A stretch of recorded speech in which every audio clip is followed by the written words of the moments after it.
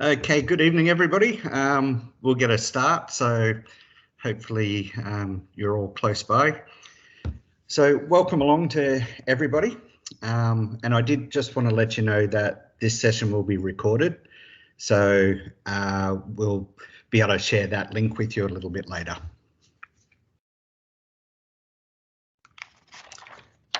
So I'd like to do the acknowledgement of country first, and the Department of Education and Training acknowledges the traditional owners of the lands from across Queensland. We pay our respect to the elders past, present and emerging, for they hold the memories, the traditions, the cultures and the hopes of Aboriginal and Torres Strait Islander people across the state. So, as I said, welcome along. This is our first ever attempt at a Teams meeting like this. Hope it works well. Hope the technology goes well. Hope you can all hear me. And also welcome to any of our students that you have with us. So if you've got any questions, Michelle did mention before, you can pop that down in the chat. We'll try and monitor that as we go. So we'll either answer it straight away, or if we know a slide's coming up that may answer that question for you, we may leave it or we may address them all at the end. So, but we will monitor all of your questions as we go. So the first thing that I'd like to do is just introduce our staff members to you. Myself is Brett Somerville. I'm the Performing Arts Manager, so that encompasses the instrumental music program, dance and choir as well. Joining us tonight, you've already probably seen Mrs. Michelle Denning, one of our teachers, just popped up on your screen. And she looks after currently our advanced band and one of our beginner bands. We also have Miss Dan there on video, waving, and she also is one of our instrumental music teachers, looking after, at the moment, intermediate and also our big band as well. Caitlin McMurtry, she looks after the other beginner band, and she's not with us tonight. And we also have Natalie Bully, who's like our admin officer. Nat works just 3 days a week for us. So she works Mondays, Wednesdays and Thursdays. So she looks after the Performing Arts email address. So if ever you've got any questions, you can always send in an email, but just know that she does only work a few days a week. So she may not get back to you straight away, but please, at any point in time, feel free to send us an email and you'll have that email address on several things throughout the time. We'll also have Alyssa Jones with us. Now, Alyssa works in a North Coast regional office. She's a head of department for curriculum there. And there she is, thank you. Alyssa comes to our school quite regularly and helps us in a number of things. So thank you always, Alyssa, and we may hear from her a little bit later as well. Okay, so I wanted to start off with just pointing out to you that this is an excellence program, okay, or a program of excellence. Now, that means basically that all students at all times need to follow all of our sort of school rules and our pure values, whether they're participating in the band or anything at the time, or even in and around the school. So to make it into the program itself, which congratulations to everybody who's new now, that's your first step, and congratulations for that. But now what you've got to do, or what the kids have got to do, is make sure that they can stay in the program. And to stay in the program, all we need is great attitude, practice, come along to all of the lessons, and as they progress through the bands, they'll have a number of different opportunities as well with either sectionals or band practice and things like that. So I normally talk to the kids, and I often put things into like a sporting analogy. And so it's like, you know, well done, you've made the team, but there are plenty of other people who want to be in that team and they want your spot. So you have to work harder than everybody else to make sure that you stay in that spot. All right.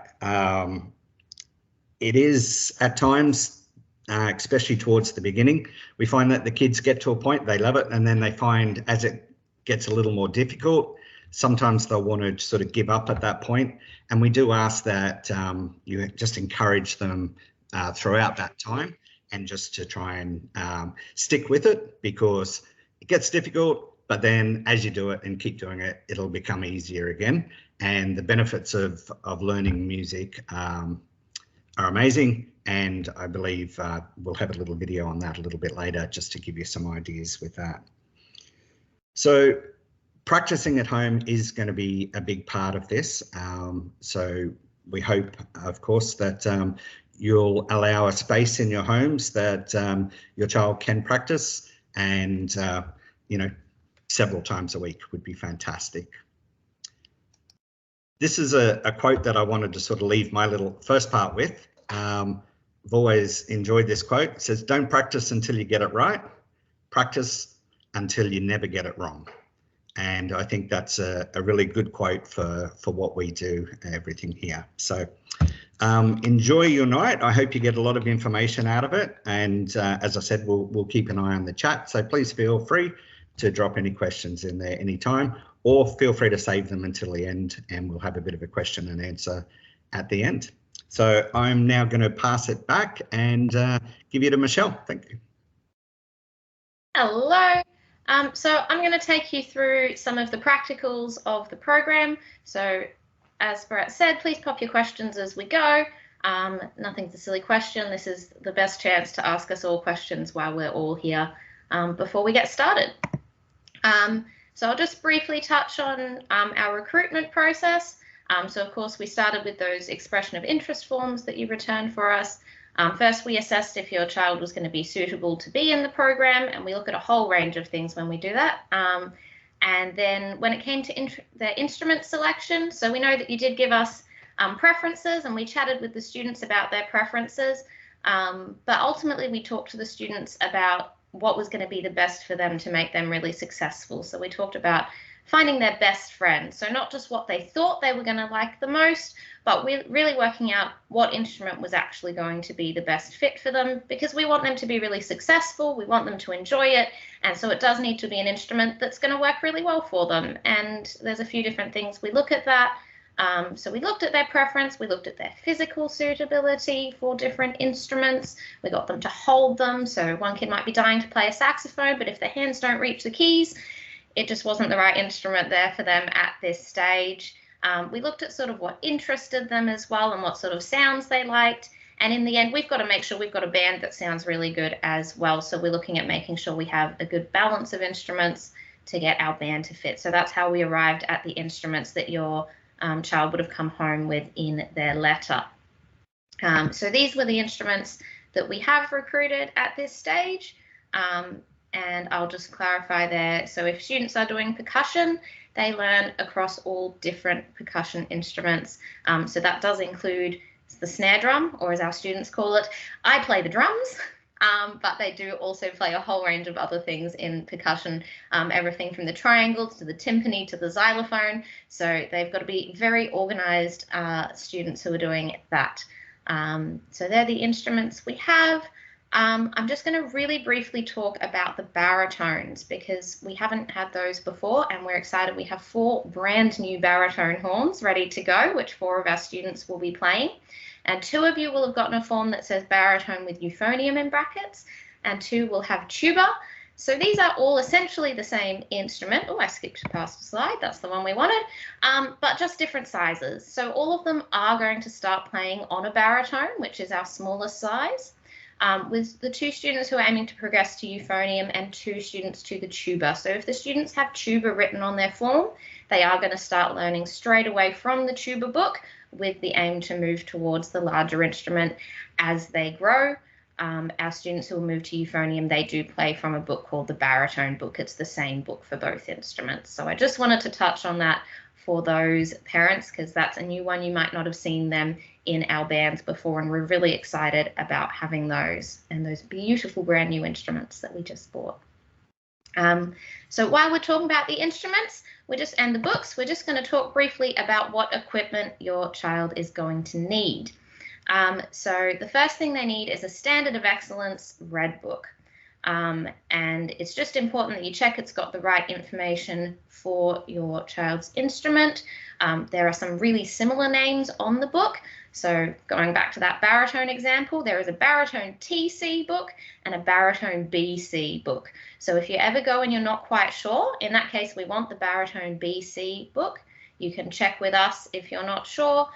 Or if you're buying it from the school locker at Banksia Beach, Midori, the lady that runs the shop, also has a pretty good idea of which books we'll be wanting. So she'll be able to give you some advice with that, as well as with most of the other equipment you're getting. So for every instrument, with the exception of percussion, we need some cleaning equipment. So that ranges from valve oil for a trumpet, cleaning cloths, and again, there is a cleaning kit that you can purchase at the school locker. Or Midori can provide you some advice, and if you're not sure, just check in with us for your child's instrument. While we're talking about equipment, for clarinets and saxophones, you will need to purchase reeds every so often for your child.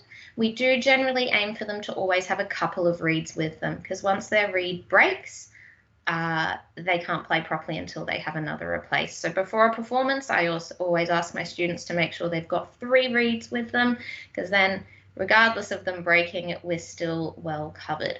We will provide your child with their first reed, and after that we ask that you provide them ongoing from there. Generally we start with a size 1.5 reed, and then after 6 to 12 months they're probably going to be progressing to a size 2, and eventually our advanced students are playing on 2.5s or 3s, so they'll progress through those sizes, which is just to do with the thickness there. We will instruct the kids on how to clean the instruments, and we will do some of the cleaning ourselves as well, where it's not for them to do. So if you have any questions, just make sure you check with a teacher before you go doing things with the instrument. The last thing they need is a band folder, which is just a plain black display folder, and they will store their music. And so their red book and their band folder and their cleaning equipment should always be with their instrument. So like I said, most of this is available at the school locker, and Midori will be able to give you some advice. If you're not sure about anything, just check in with us. I'll get to later about how to communicate with us and check that information. Okay. You would have seen this in the original letter you received, but just talking briefly about the costs of the program. So you'll be invoiced once per year. We have an $120 fee for being part of the program, and then an $100 fee for using a school instrument. So for our percussion students, you won't be charged the $100 fee. You'll need to purchase your own sticks, and you don't take an instrument home from school. You'll need to buy yourself a practice pad to practice on at home. For everyone else for the first year, we do encourage you to use the school instrument for the first year. And then if after that year, you know, your kid is really loving that instrument, that can be a great time to look at potentially purchasing an instrument yourself, at which point you would only be paying the $120 fee. So a total of $220 per year for most of you. If you do need a payment plan, please get in touch with the office and they'll be able to arrange that for you as well. The only people we would say are not looking at purchasing instruments would be instruments like the tuba and bass clarinet.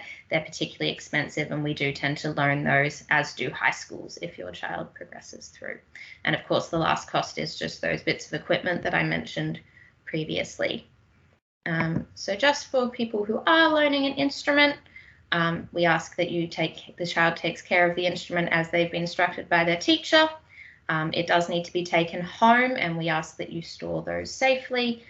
We talked to the students early on about not leaving them on bag racks outside and things like that. We do want to make sure they're always in a secure location, that we're purchasing our cleaning equipment, not just because that helps your child look after their instrument, but that keeps the instrument running well for students in the future as well.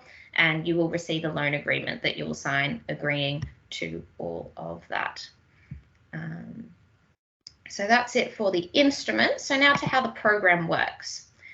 So the first thing that your child gets is 2 lessons each week, each for half an hour. And these are during school time for their lessons. So lessons will be with a small group of up to 10 students, but usually a little smaller. And this is where we do the fundamentals of learning about our instrument. We have what we call a rotational timetable, which means that each week the time of the lesson changes, which is a little bit for the students to get their head around at the start, but really beneficial in making sure that they're not missing the same lessons in class each week. I know there would be students absolutely devastated if music clashed with PE every week.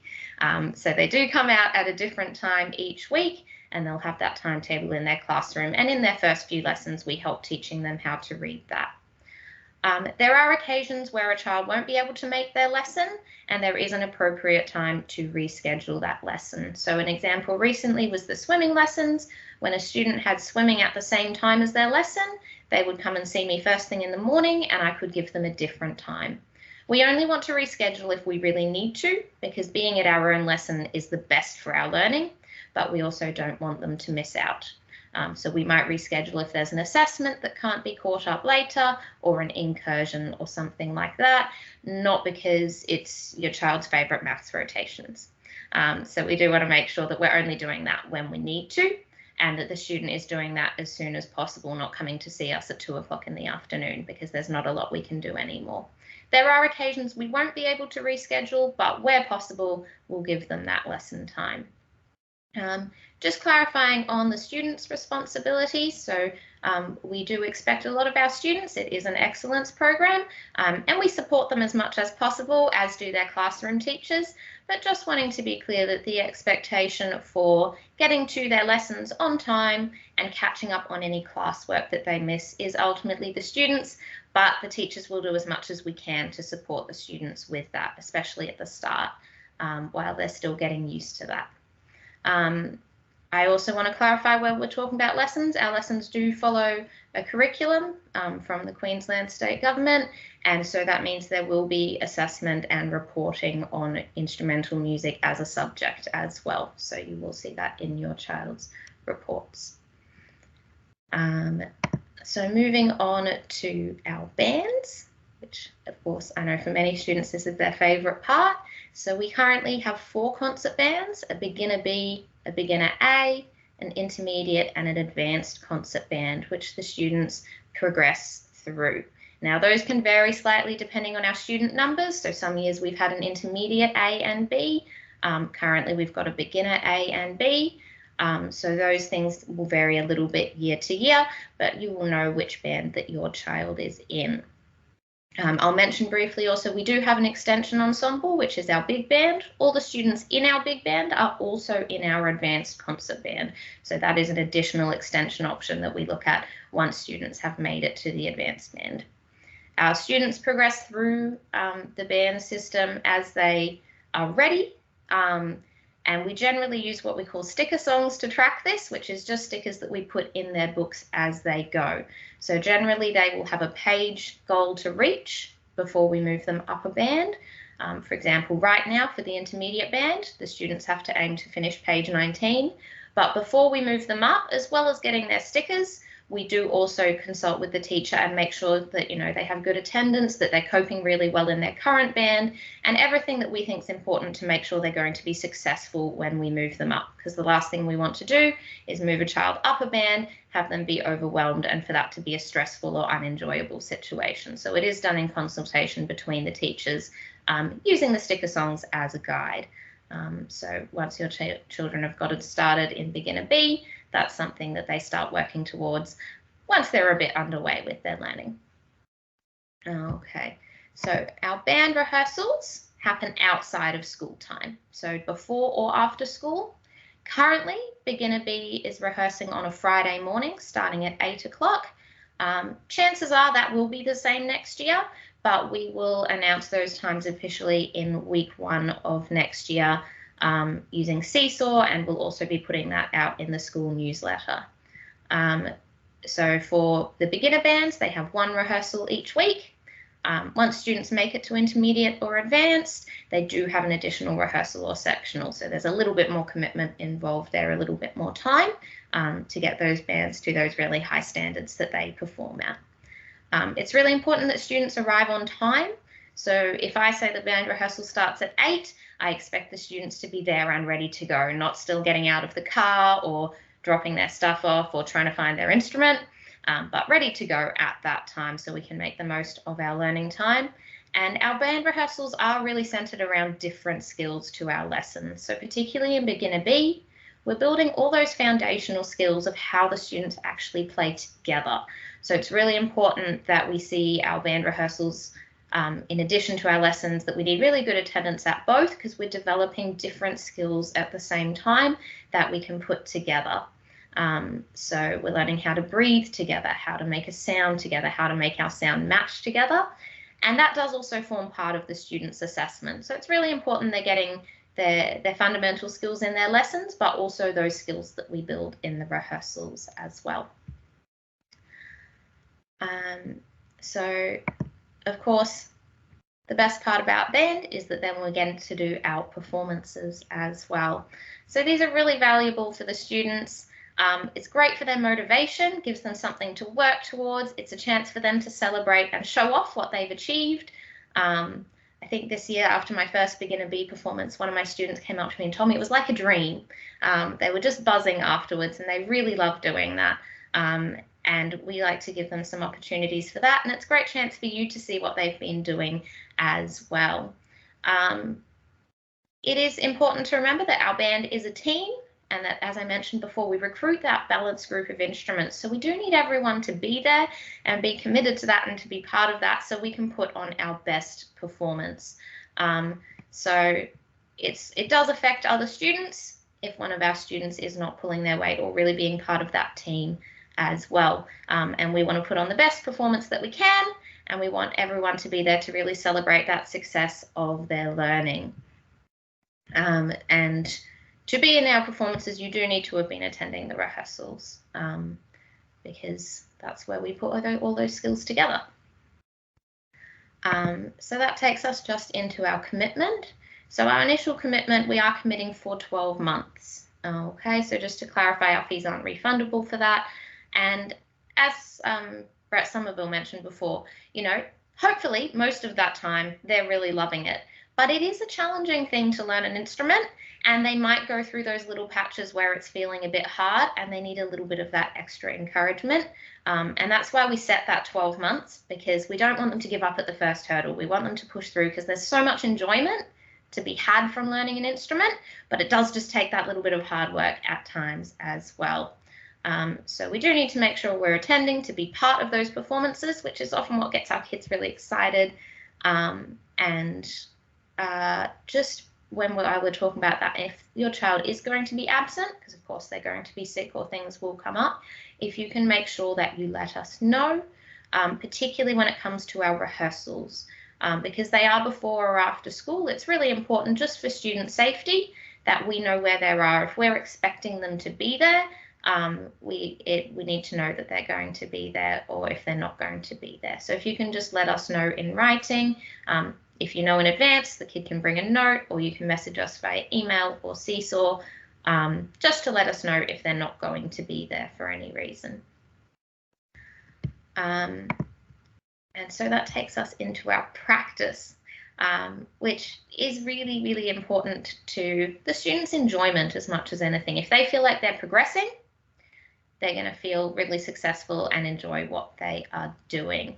Now, hopefully, for most of you, that's something that you'll easily be able to facilitate for the students at home. And if that is going to be an issue, we ask that you have a chat to us. So we do want them to be doing regular practice.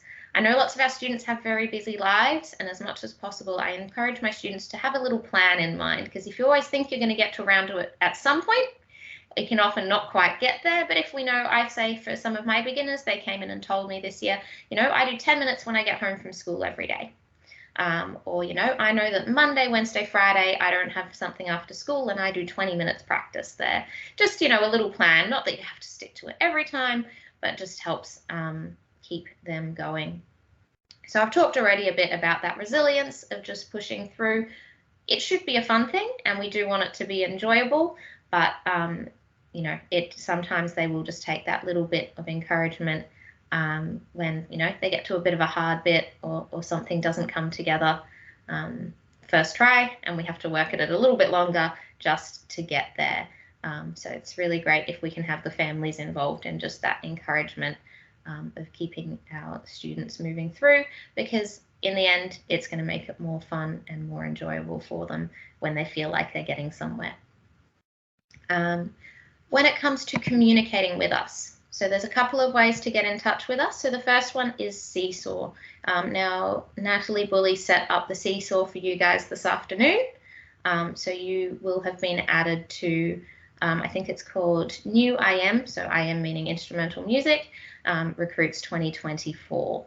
So that will be renamed as students move through our different bands, and you'll be added to the correct Seesaw for your student's band, and that will give you access to Natalie and also to your child's instrumental music teacher.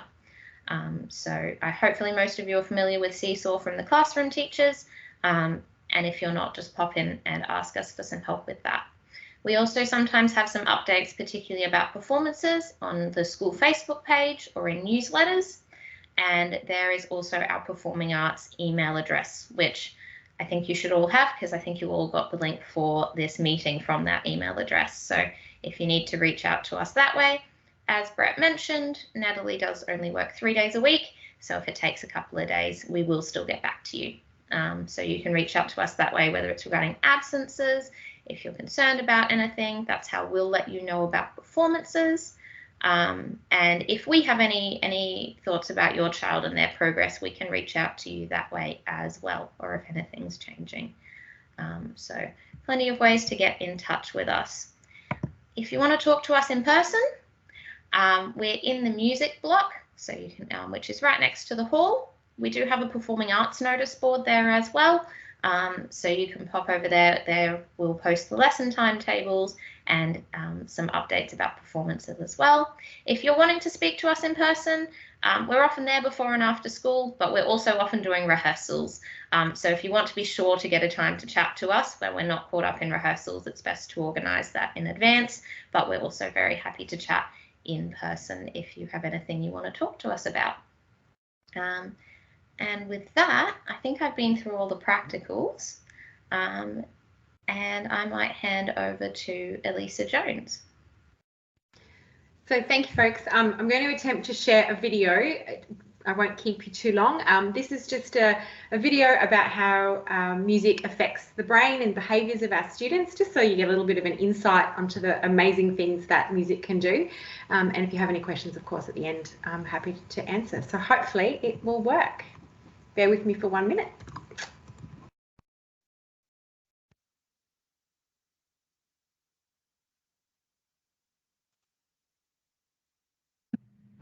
Hello, my name is Elisa Jones, and as a music educator, I have witnessed firsthand the incredible and positive transformation of students as they learn a musical instrument and become involved in music programs at both primary and high school.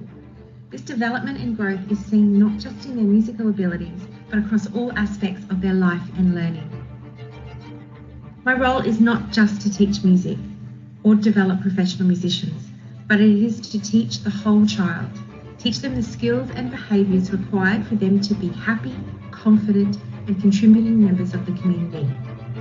In a world where CEOs, scientists, and politicians are calling out for creative solutions to world problems, it is vital that students are able to think outside the box, think creatively, and be creative problem solvers. Students need to experience situations that build resilience and perseverance. And in a society where individuals are feeling more isolated and mental health is a concern, it is vital that we help our students be socially connected, confident, and kind.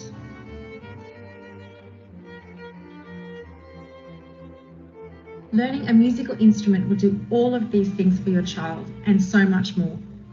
Playing music is a skill you will have for life, regardless of your chosen career path.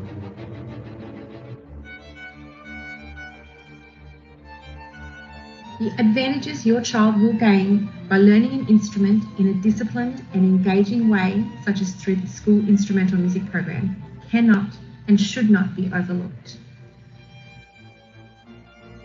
Over the last few decades, neuroscientists have made enormous breakthroughs in understanding how our brains function. Using machines such as fMRIs and PET scanners, these scientists have been able to observe the brain as it carries out certain activities. They saw that activities such as maths and reading each have specific corresponding areas of activity in the brain. However, when scientists began to observe the brains of musicians, multiple brains lit up simultaneously, as it was seen to process large amounts of information in intricate, interrelated, and astonishingly fast sequences. Neuroscientists have likened it to fireworks exploding everywhere, and to date, they have been unable to find any other activity that works the brain in quite the same way.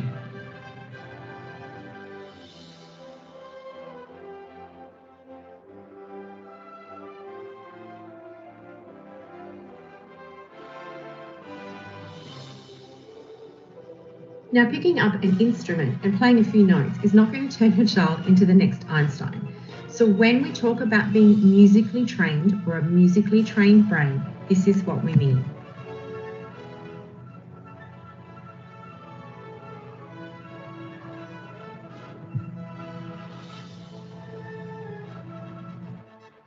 Playing a musical instrument engages practically every area of the brain at the same time. It is the most complex cognitive activity the brain can undertake. It's like a full body workout, but just for the brain.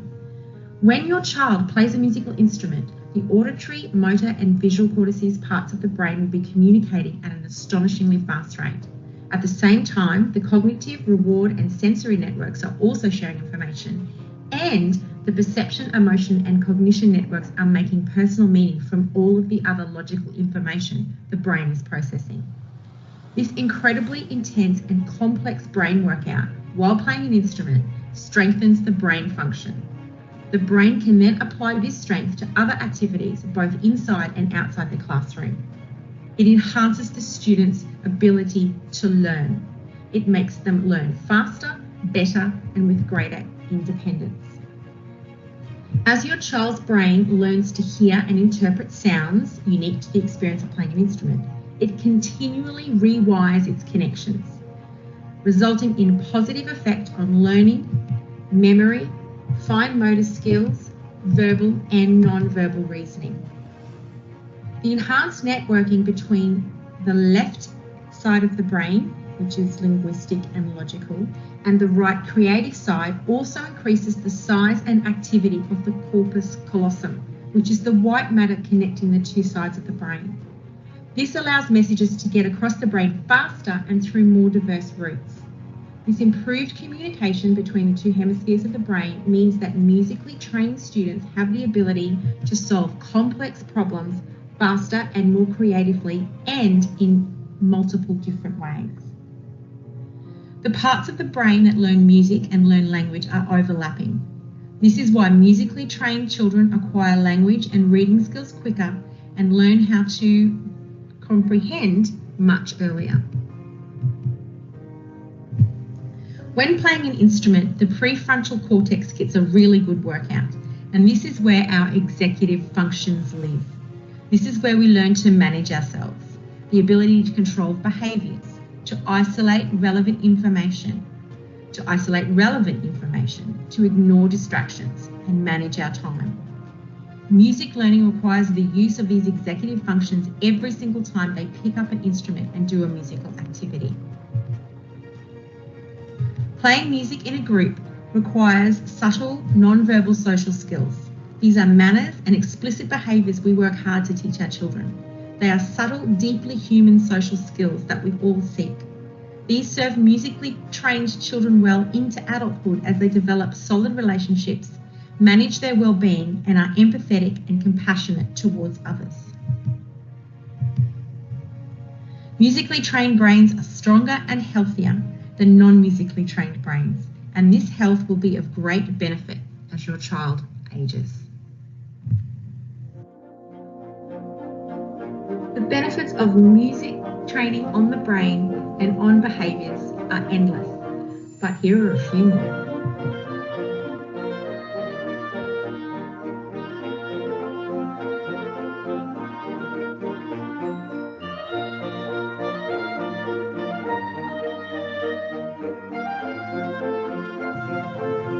due to the dopamine chemical being released when we play music and make positive social and emotional connections with our peers. Music students experience more joy, more connections, and greater feelings of worth and value.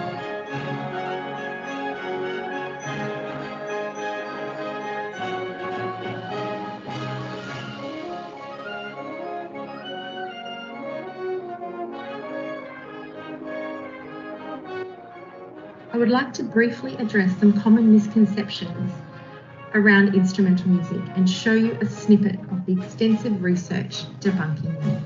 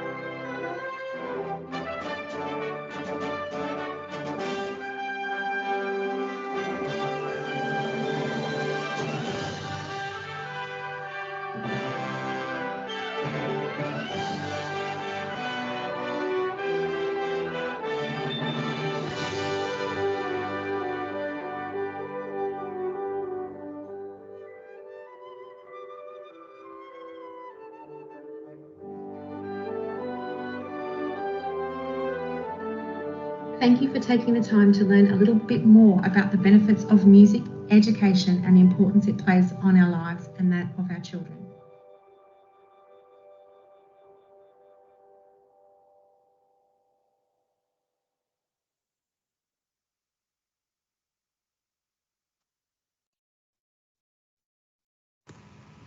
So thank you for sitting through that.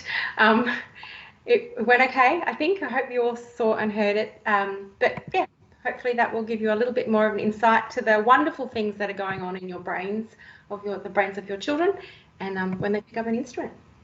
Thank you. Thank you so much, Elisa. That was really great to see, and always really refreshing for us to reflect on those things as well. Okay. I'm just going to bring my PowerPoint back, just waiting for that to load in.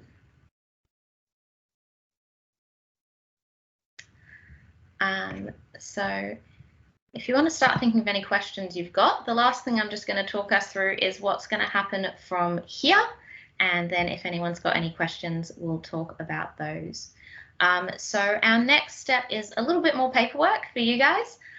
So there are 3 parts of paperwork that need to be signed. We have a commitment contract, which is to be signed both by a family member and by the student. So it has a few things that each of you are agreeing to around committing to the program. That'll be that loan agreement form for everyone except our percussion students to loan a school instrument. And the last thing is the student resources form. So those can be collected from Mrs. Bully. She'll next be in her office on Monday.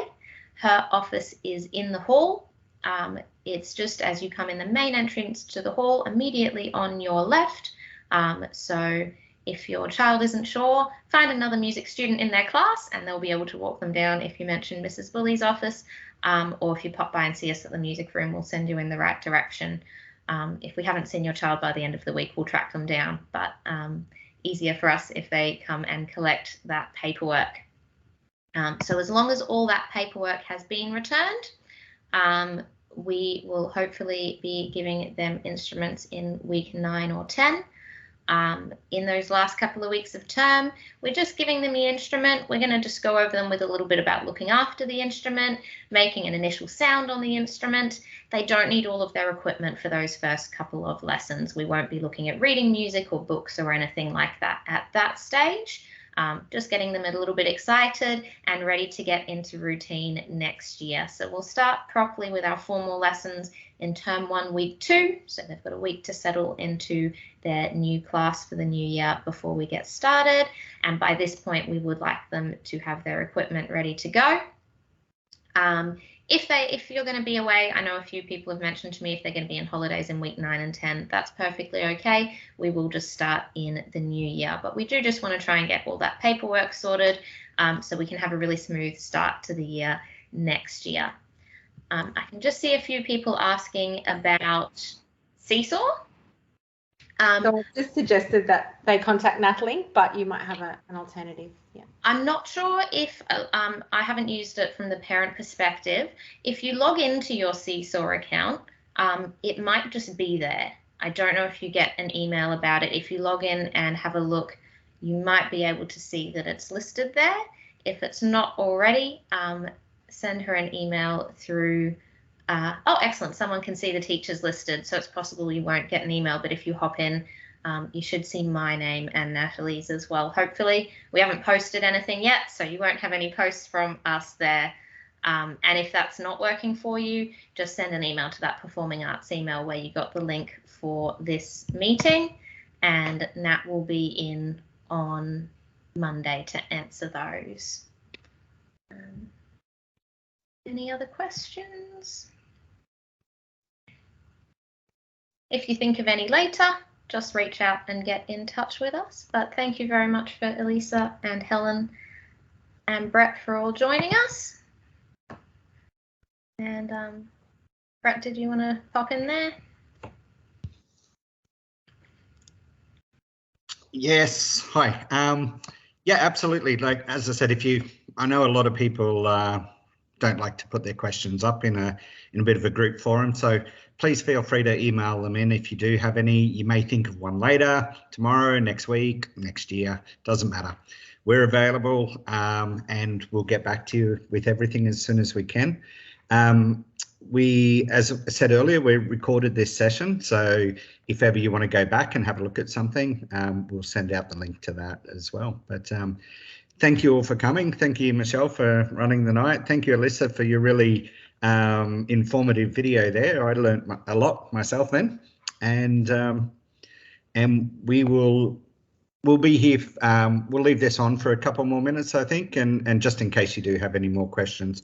The best email address is the one that Michelle just put in there. So the Performing Arts at Banksia Beach State School .eq.edu.au definitely is the best one, because that way Nat can be on that, and if it needs to be directed to somebody else, she'll let us know as well.